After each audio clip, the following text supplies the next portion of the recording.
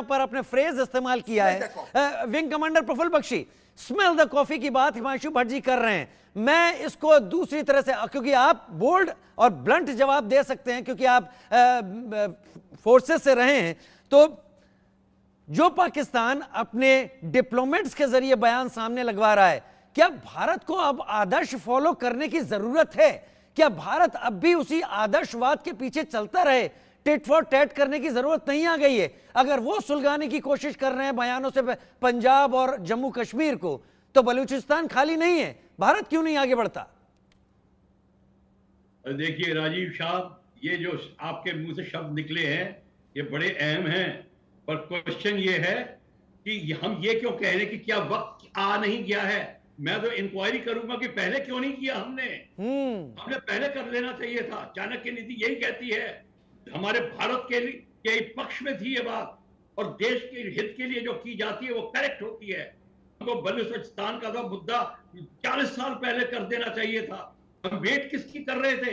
कौन सा मुहूर्त निकाल रहे थे? और अभी भी हमने पीछे हट रहे हैं कि दुनिया क्या कहेगी। अभी भी हमारे में हिचकिचाहट है। ये हिचकिचाहट कैसे निकलेगी, हमको ये देखना है। हमको ये नहीं देखना कि पहल वो कर रहा है तो हम उसका बदला लेंगे। देखिए, ये मेंटेलिटी भूल जाइए कि हम पहले हमला नहीं करेंगे, वो जब हमला करेंगे तो हम उचित कार्रवाई करेंगे। ये सब बिल्कुल कोई मतलब नहीं रखती। जहां पे हमें खतरा है वहां पे 6 महीने पहले हमला कर दीजिए। ये हमारी नीति होनी चाहिए, और ये नीति अभी बन रही है, बननी शुरू हो गई है। पर हमने इतने साल जो गंवा दिए हैं, ये उसका सारा नतीजा देख रहे हैं आप, कि आपको ये कहना पड़ रहा है। हमें कहना नहीं पड़ना चाहिए और किसी को पता भी नहीं लगना चाहिए। इसको चाणक्य नीति कहते हैं। आप कर भी दीजिए और मुंह पे शिकन भी मत लाइए और पूछिए क्या हुआ, तो किसने आपको मारा। ये हमारा रवैया होना चाहिए। और आई एम सॉरी, अभी भी हमको सीखने की जरूरत पड़ रही है। अभी भी हम प्रूव करने की कोशिश करते हैं। ये मैं आपको बताने की कोशिश कर रहा हूं।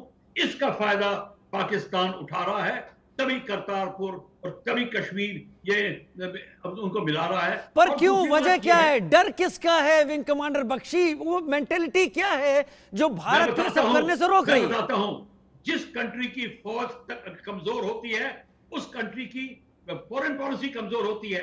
अगर फौज तगड़ी भी हो, आपकी पॉलिटिकल विल कमजोर है तो फौज कमजोर है। ये प्रॉब्लम है हमारी।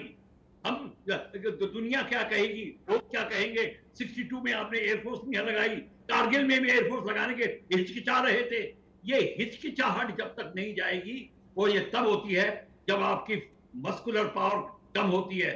जब बढ़ती जाती है शक्ति, ऑटोमेटिकली आपकी फॉरेन पॉलिसी तगड़ी होती जाती है। तभी मैं कहता हूं, फौज की पॉलिसी और फॉरेन पॉलिसी को एक साथ चलना चाहिए। यहां पे हमारे को प्रॉब्लम है क्योंकि हमारी ब्यूरोक्रेसी इसको नहीं चाहती। ब्यूरोक्रेटिक प्रॉब्लम के कारण हम पीछे हैं।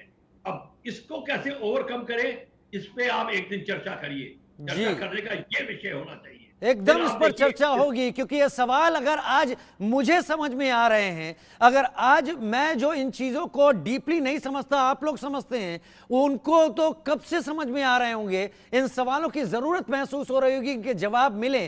सुशील वकील मेरे साथ इस वक्त जुड़े हुए हैं। सुशील जी, क्या वाकई यही बात है? दुनिया क्या कहेगी, और तभी शायद एक रिटायर्ड डिप्लोमेट पाकिस्तान से ऐसा कुछ कहने की हिम्मत कर रहा है? देखिए, मैं बख्शी साहब से पूरी तरह से सहमत नहीं हूँ। ये जो बात करें, ये कांग्रेस के जमाने की बात करें, लेकिन आज मोदी का जमाना है। मोदी के जमाने में ही सर्जिकल स्ट्राइक पाकिस्तान के ऊपर हो गई। लेकिन सफिशिएंट नहीं है उनका कहने का मतलब ये है। उनका कहने का मतलब जो मैं समझा, सफिशिएंट नहीं है ये चीजें, तभी एक डिप्लोमेट ऐसे बयान दे रहा है। आप देख लीजिए, हिस्ट्री रही जी, आ रहा हूं। में ये बयान होते रहते हैं। अगर हम इन पे ये बयान दे, अटेंशन दे दे, तो उनका तो उस पर थोड़ा सा ये और लगेगा कि उनका बयान का असर हुआ। हमें क्या फर्क पड़ना, वो आसान पे चलाए कि भाई हमें जो खालिस्तान मूवमेंट ये होनी चाहिए, या करतारपुर साहब पे या कश्मीर। हमें उनको आज पता है पाकिस्तान को कि कश्मीर इतना आगे गया।